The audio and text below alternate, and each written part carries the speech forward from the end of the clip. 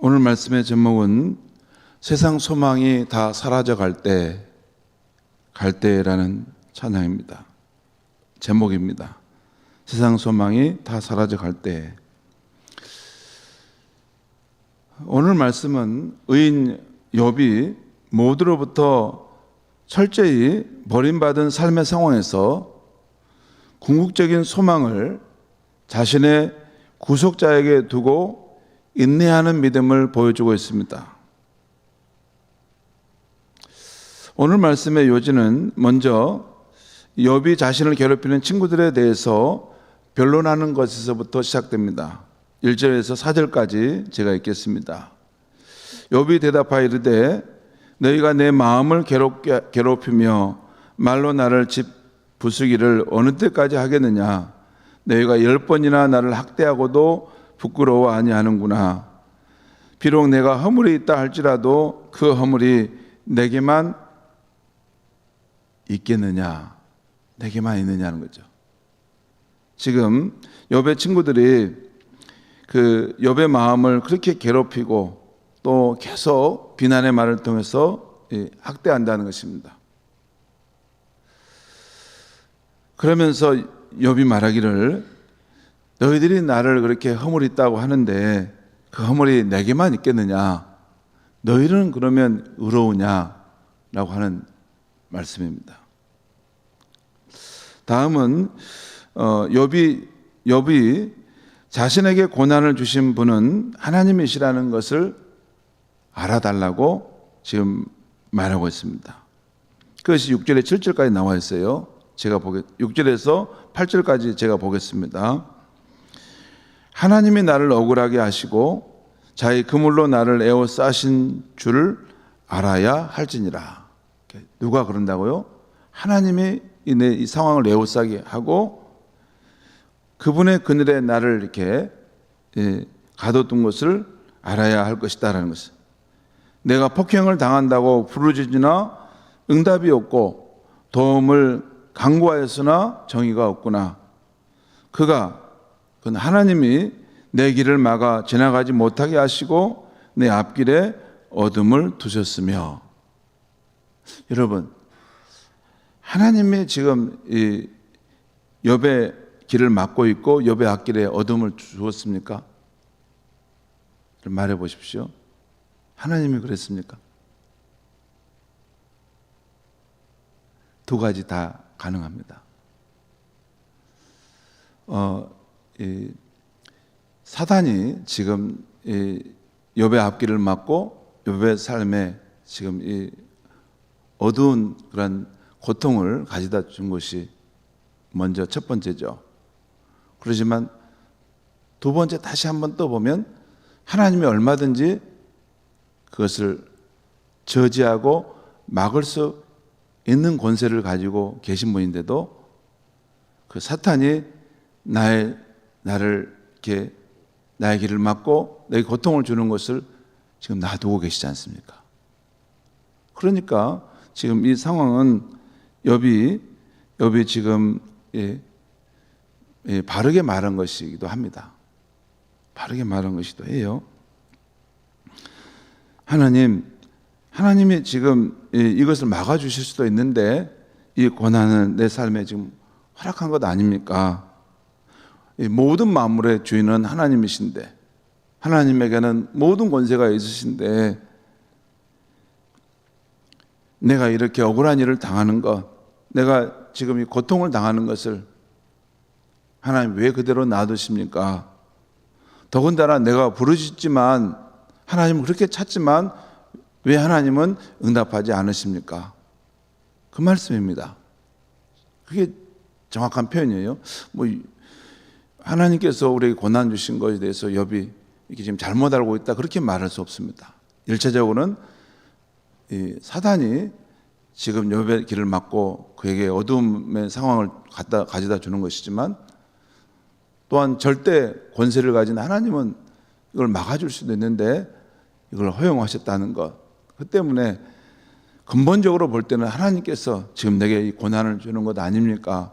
라고 하는 것입니다. 그 말도 일리가 있습니다. 11절 12절 말씀 보겠습니다. 나를 향하여 진노하시고 원수같이 보시는구나. 그 군대가 일제히 일어나서 길을 도두고 나를 치며 내 장막을 둘러 진을 쳤구나. 누가 나를 향하여 진노하시고 원수같이 보신다는 거예요? 하나님이 그런다는 거예요. 또 하나님의 군대가 일제히 일어나서 나를 치며 내 장막을 둘러 진을 쳤구나. 여러분, 물론 하나님이 직접적으로 그렇게 하지는 않았습니다. 욥이 그 팩트와 관계없이 자기 마음속에 그렇게 지금 생각하고 있는 거예요. 사람이 어떤 팩트가 있지만 그것을 어떻게 느끼느냐 하는 것은 또 주관적인 사람마다 다르지 않습니까? 또 그때 그 환경마다 다른 것입니다.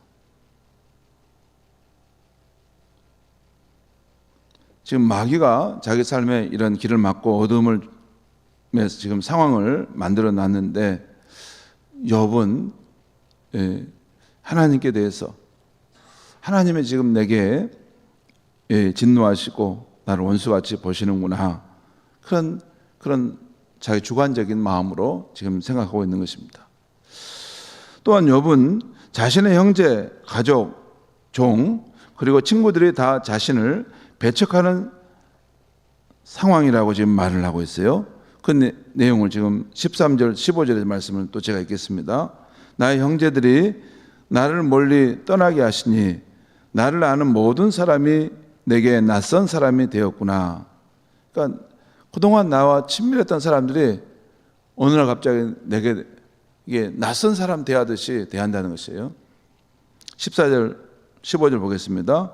내 친척은 나를 버렸으며 가까운 친지들은 나를 잊었구나. 내 집에 머물러 사는 자와 내 여종들은 나를 낯선 사람으로 여기니 내가 그들 앞에서 타국 사람이 되었구나. 내 종들도 나를 낯설게 여기고 내가 무슨 말을 해도 듣지 않고 내가 좀 이렇게 도와주세요 요청해야 되는 이런 상황이 지금 됐다는 것입니다. 17절부터 19절까지 또 읽겠습니다. 내 아내도 내 숨결을 싫어하며 내 허리의 자식들도 나를 가련하게 여기는구나. 어린 아이들까지도 나를 업신여기고 내가 일어나면 나를 조롱하는구나. 나의 가까운 친구들이 나를 미워하며 내가 사랑하는 사람들이 돌이켜 나의 원수가 되었구나. 그러니까 나의 사랑하는 사람들, 내 형제, 가족, 친구들까지 다 지금 나를 원수처럼 대하고 있다는 것입니다. 또 20절 말씀 보겠습니다. 20절. 내 피부와 살이 뼈에 붙었고 남은 것은 겨우 잇몸뿐이로구나. 이 표현을 가만히 생각해 보면 지금 욥의 그 몸의 상태가 어떤지를 지금 우리가 생각해 볼 수 있어요. 내 피부와 살이 뼈에 붙었다. 그러니까 살가죽만 여기에 남았다는 거죠. 그리고 남은 것은 겨우 잇몸뿐이다. 잇몸만 이렇게 여기만 이렇게 좀 살이 붙어 있을 뿐이지 다른 데는 다 지금 가죽만 남아 있을 만큼 그 몰골이 지금 흉측해졌다는 거죠. 욥의 육체의 가련한 상황을 보여주는 말씀입니다. 이제 욥은 친구들에게 자신을 그만 박해하고 자신을 불쌍히 여겨달라고 요청하고 있습니다. 그것이 21절, 22절 말씀입니다. 나의 친구야, 너희는 나를 불쌍히 여겨다오. 나를 불쌍히 여겨다오. 하나님의 손이 나를 치셨구나. 너희가 어찌하여 하나님처럼 나를 박대하느냐. 내 살로도 부족하냐. 여기 보면 그 친구들을 향해서 두 번이나 말하고 있어요. 친구들아, 제발 나를 좀 불쌍히 여겨줘. 제발 나를 좀 불쌍히 여겨주렴. 하나님의 손이 나를 쳤는데 너희들까지도 하나님처럼 나를 박대하고 핍박하면 되겠느냐. 욥은 지금 하나님이 주신 고난만으로도 충분히 괴로우니 친구들아, 너희는 나를 불쌍히 여겨주고 이제 박해하는 말을 그만 좀 해라. 오히려 내게 말을 하면 따뜻하게 위로하는 말, 격려하는 말을 좀 해주라. 그 말입니다. 여러분, 제가 지금 욥의 이 심정을 그대로 지금 설명해 가고 있는 것이에요. 그러면서 욥은 궁극적인 소망을 장차 나타날 자신의 구세주에 두고 있음을 믿음으로 고백하고 있습니다. 그 내용이 25절에서 27절 말씀이에요. 25절, 27절 제가 읽겠습니다. 내가 알기에는 나의 대속자가 살아계시니 마침내 그가 그 땅 위에 서실 것이라.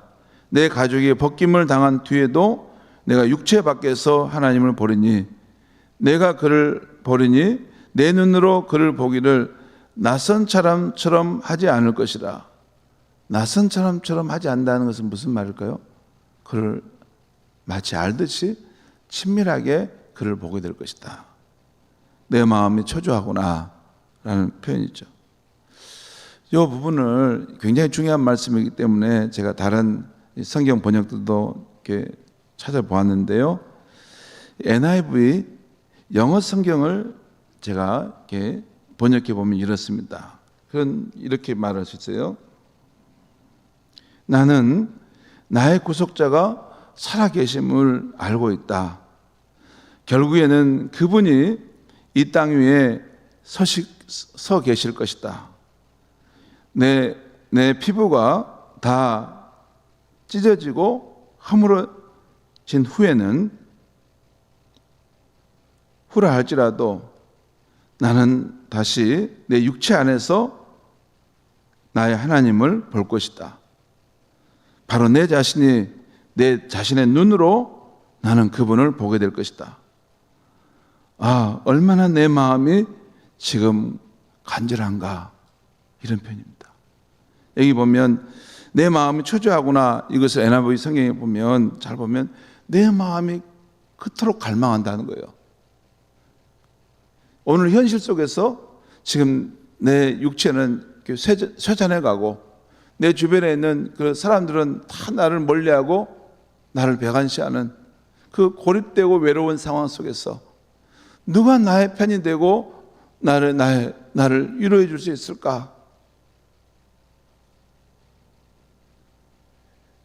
그 현실의 그 상황 속에서 지금 욥이 그 미래의 희망, 이 하나님 안에서 삼위일체 하나님 안에서 이 갖는 그 믿음을 고백하고 있는 것인데, 지금 여러분, 하나님이 지금 나를 이게 이 고난 가운데 지금 놓으신데 하나님과 나 사이에 어떤 누군가가 중재자가 있었으면 좋겠다는 거예요. 여러분, 우리가 믿는 하나님은 새 인격을 가지신 하나님인데 한 존재로서 계시지 않습니까? 나의 구속자. NIV 성경에 이거는 리디머라고 나왔어요. 리디머. 이건 구속자라는 말입니다. 나의 구원자. 나의 구원자가 앞으로 나타날 것이다. 그리고 하나님 앞에서 나를 대변해 줄 것이고, 내 육체가 허물어진 후에 하지만 때가 되면 나는 또한 육체 가운데 부활하여 그 하나님을 보게 될 것이다 라는 고백입니다. 이 부분은 우리 신약 성경에 이런 부활 사상을 담고 있는 욥기서의 말씀이라고 보통 학자들은 봅니다.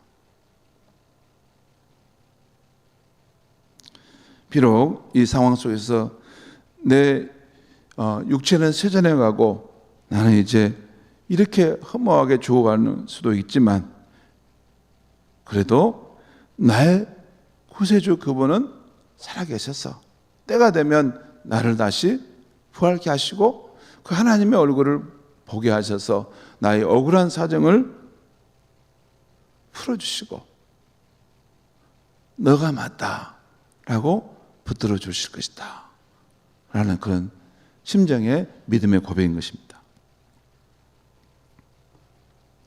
성도 여러분, 우리가 욥과 같은 처지라면 어떨까요? 제가 오늘 그 부분만 한번 깊이 생각해 봤어요. 오늘 지금 욥기 19장에 나오는 이런 말씀의 그런 상황 속, 말씀 속에서 욥의 심정을 생각해 봅니다. 만약 욕과 같은 처지라면 우리는 어떻게 할 수 있을까?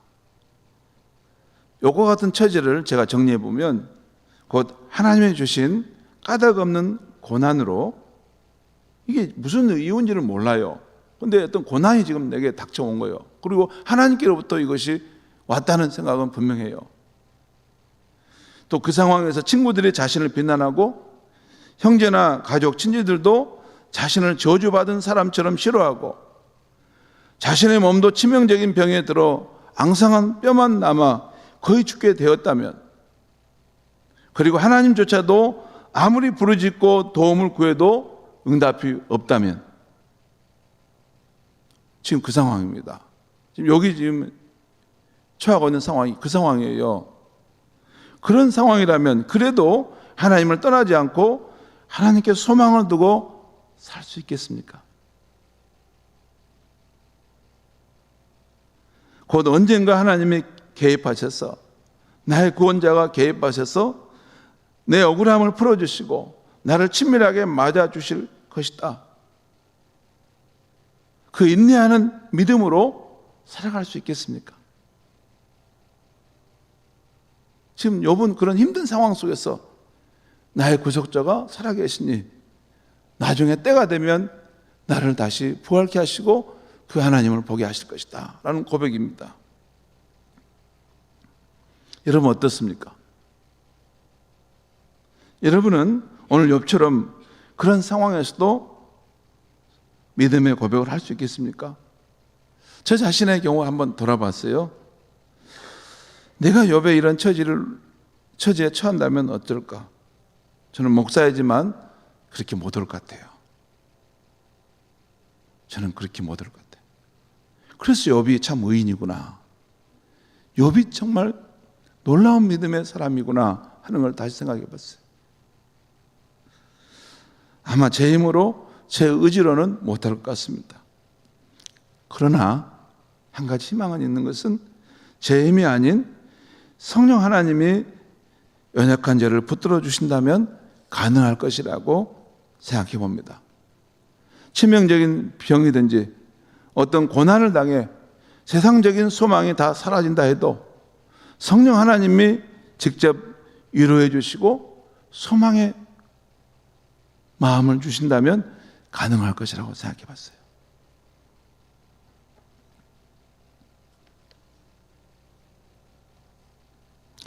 히브리서 10장 36절 이하에 이런 말씀이 있습니다.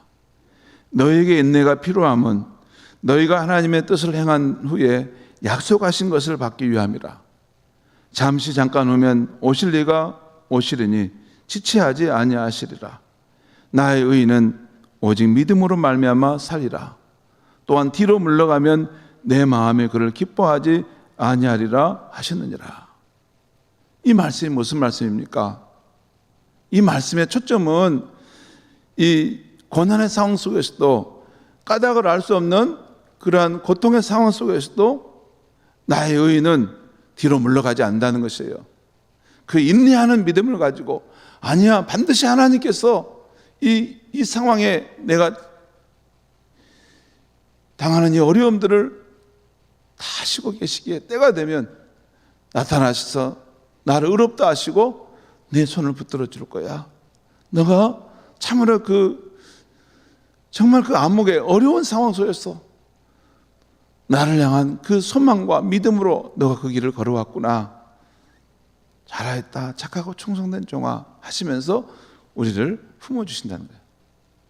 여러분, 우리를 품어주는데 여러분과 저하고 동격 정도에 되는 거 말고 말이에요.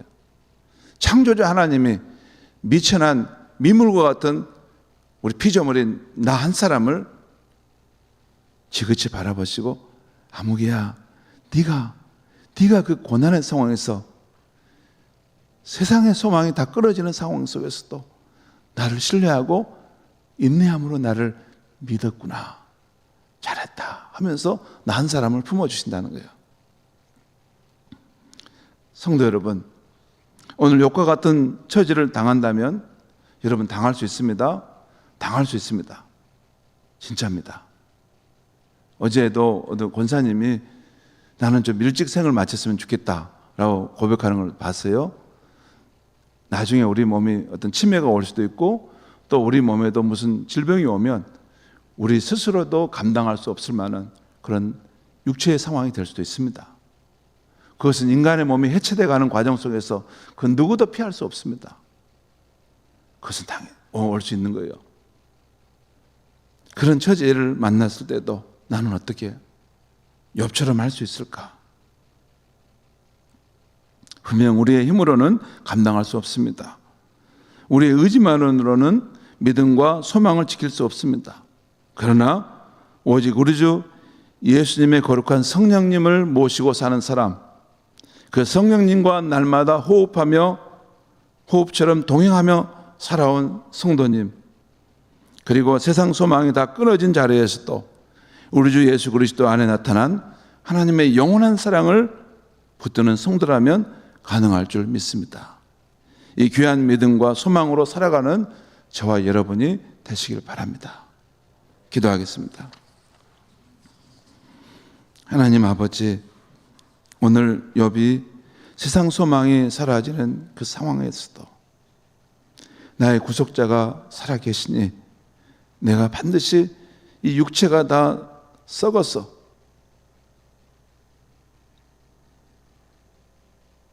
한 줌의 흙으로 갈지라도 때가 되면 다시 부활하게 되고 주님이 나의 구속자로서 너의 믿음, 너의 진실한 그 마음을 내가 보았다 할 수 있는 그러한 믿음과 소망으로 주를 붙들고 주를 의지하며 살아가는 우리가 되게 하여 주시옵소서. 하나님 아버지, 우리는 불편한 진실은 외면하려고 합니다.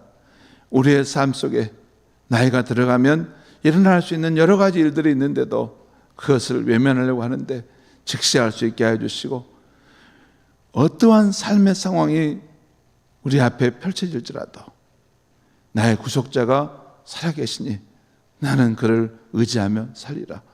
우리 주 예수 그리스도 안에 나타난 하나님의 그 영원한 사랑, 그 영원한 사랑을 믿으며 살리라.